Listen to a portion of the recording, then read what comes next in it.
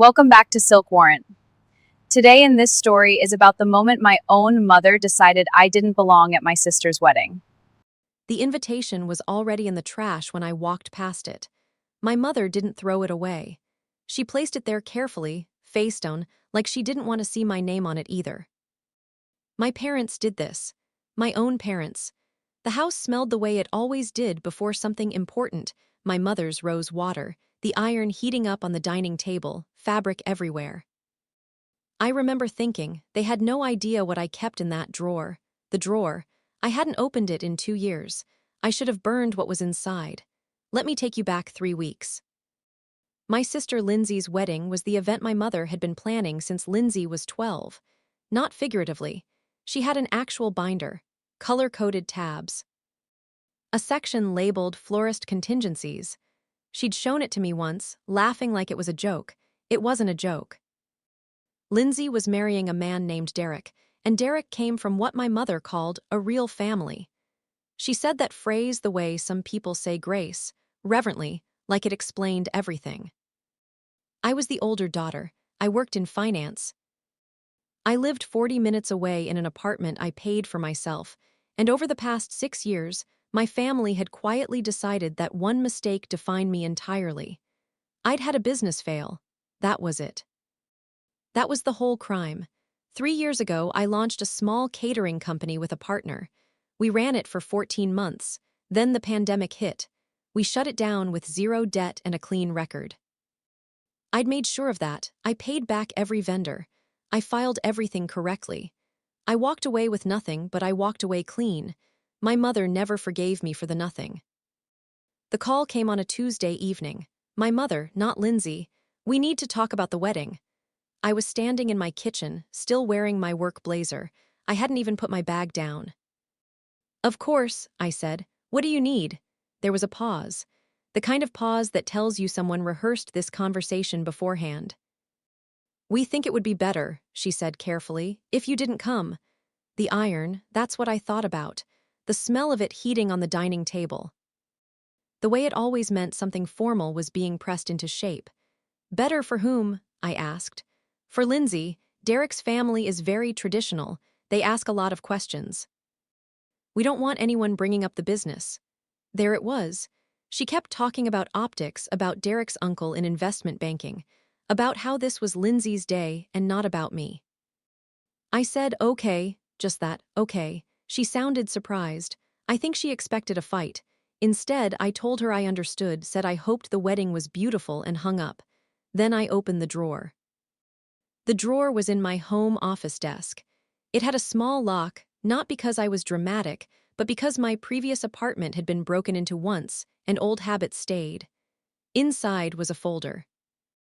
And inside that folder were 3 things: a notarized loan agreement, a bank statement from 6 years ago, and a letter my mother had written me on my 25th birthday. The loan agreement was for $40,000. The borrower was my mother. The lender was me. I'd given her the money when she and my father hit a cash flow crisis after my father's contracting business slowed down. She asked me privately, and I said yes without hesitation. I even wrote it as a formal agreement so she wouldn't feel like it was charity. She never paid it back. Not a dollar, not even an acknowledgement. I put the folder back. I locked the drawer. Then I went to bed. I didn't cry. My hands were very still. The wedding was on a Saturday in October. I spent that morning the way I always spent Saturdays: running, drinking coffee, reading financial reports for work. At 11, I changed into a dress I liked and drove to a small art gallery, hosting a member preview I'd bought tickets for months earlier. I didn't post about it. I didn't perform my okayness for anyone. At exactly 2 in the afternoon, the same time Lindsay was walking down the aisle, I stood in front of a large abstract painting, mostly gray with streaks of gold. The woman beside me looked at it and said softly, "It looks like forgiveness, doesn't it?" I stared at the painting for a long moment. "I'm not sure I know what that looks like yet," I admitted. She nodded like that was a perfectly reasonable answer. 3 days later, my father called. My father almost never called me directly. Usually, he communicated through my mother's or through silence. Hearing his voice felt like the floor shifting slightly beneath me. "Hey, sweetheart," he said carefully. "Dad, the wedding was beautiful." Lindsay looked, "Dad." A long silence followed. "We're in a little bit of a tight spot," he admitted. "The wedding went over budget. Significantly. Derek's family contributed less than expected, and your mother brought in some last-minute vendors. We're short." "How short?" I asked quietly. Another pause. 40,000. I set my coffee down very slowly. $40,000, the exact amount, not approximately, not roughly. Exactly 40,000. I remember thinking they had no idea I still had the paperwork. "I see," I said. "We were hoping, since you're doing so well and it's family." "I'll need to think about it," I replied. "Can I call you back later this week?" "Of course." "No rush." His voice relaxed immediately, like he'd already convinced himself the answer would be yes. It wasn't yes. That evening, I pulled the folder back out of the drawer. I reread the loan agreement, even though I practically had it memorized. I looked at the bank statement showing the transfer. Then I reread my mother's birthday letter. "You have always been the reliable one, the one I trust." I don't say it enough. She really didn't. I made one phone call, not to my parents, to a friend who worked as a civil attorney. We met for dinner. I showed her the folder. She read the agreement carefully, then looked up at me. "This is clean," she said. "Completely enforceable." I thanked her, paid for dinner, and drove home. I called my father back on Wednesday. "I've been thinking about it," I began. "We really appreciate it, sweetheart. We wouldn't ask if I want to discuss the first loan before we talk about another one." Silence. "The 40,000 from 6 years ago," I continued. "The agreement Mom signed. I still have the notarized copy and the bank records." The silence changed. "Your mother never mentioned—" "I know," I interrupted gently. "She never did." I leaned back in my chair. "And honestly, I never brought it up because holding money over family felt wrong." He stayed quiet. "It still feels wrong," I admitted. "So I'm not suing anyone. I'm not sending collections notices. I'm not doing any of that."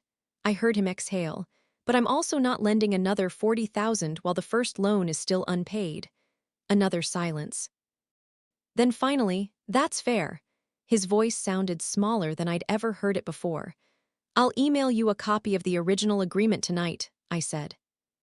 "And if Mom ever wants to discuss repayment, I'm open to that. No pressure, no deadlines, just honesty."